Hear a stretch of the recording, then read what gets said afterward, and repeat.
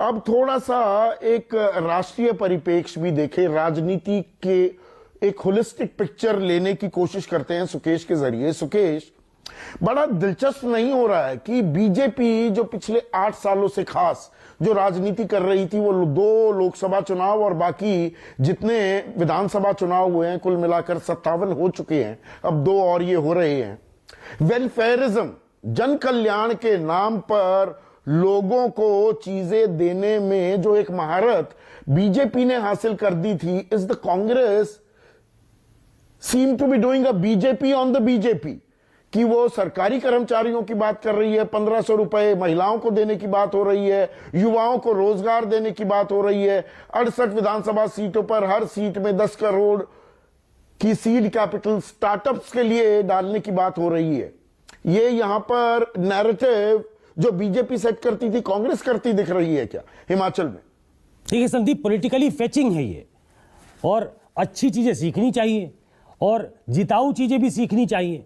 तो कांग्रेस जाहिर तौर पे वो करने की कोशिश कर रही है जो समय की मांग है, और पॉलिटिकली कन्वीनियंट जो होता है, जैसे अब हिमाचल में रिवायत बदलनी है और रिवायत जो है कायम रखना है गुजरात में, तो पॉलिटिकली जो कन्वीनियंस है उसके हिसाब से चीज़ें चलती हैं, हर पॉलिटिकल पार्टी करती है। तो सिंपल बात यह है कि कुछ ऐसी चीज़ें जो सीधे सीधे चाहे वो युवा हों, चाहे वो महिलाएं हों, चाहे वो पेंशनधारी हो, उनको जो सीधे अफेक्ट करती हैं और वो आपके डायरेक्ट बेनिफिशियरी हो जाते हैं। देखिए, ये सीधे 2014 से नरेंद्र मोदी जी ने शुरू कर दिया ऐसा नहीं है। आप याद करिए 2009 में पहली बार जब कर्ज माफी हुई तो वो बहुत फेचिंग था। लोग समझ रहे थे कि कांग्रेस 140, 50, 60 पे सिमट जाएगी। वो कांग्रेस बहुत समय के बाद, दशकों बाद, वो 200 का आंकड़ा पार कर गई थी। तो ये प्रयोग कांग्रेस ने पहले किया था, इसको ज्यादा अच्छे तरीके से एग्जीक्यूट किया, उसकी अच्छी मार्केटिंग बीजेपी ने की और उसको कई चीजों से और ब्लेंड कर दिया। तो वो एक ऐसी मारक क्षमता उसमें हो गई कि वो लगातार न सिर्फ विधानसभा चुनाव जीत रहे बल्कि 2-2 लोकसभा चुनाव भी जीत गए। अब ये हर पॉलिटिकल पार्टी का अपना एक स्ट्रेंथ होता है। नरेंद्र मोदी उनके स्ट्रेंथ हैं।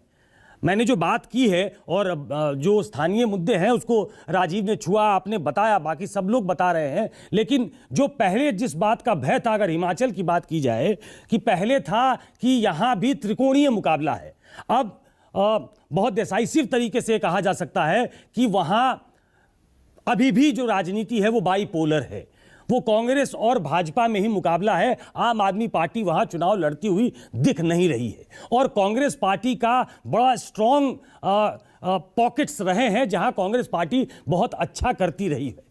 शिमला हो जाए, कांगड़ा हो जाए, जहां से वीरभद्र सिंह आते थे। लेकिन दुखद बात यह है कि नरेंद्र मोदी एक अच्छे नेता के तौर पे सबसे मारक क्षमता जिनकी ज़्यादा है वो अभी बीजेपी के लिए है। आज उन्होंने प्रचार किया है, मेरी जानकारी में एक दिन चुनाव के पहले और जाना है उनको, क्योंकि बहुत मांग है। ऐसी मेरी जानकारी है कि एक दिन वो और जाएंगे और कांग्रेस के पास वीरभद्र सिंह नहीं है। उनकी पॉलिटिकल वेलफेयरिज्म का खेल था, मैं अभी उसी पॉइंट पर हूं सुकेश।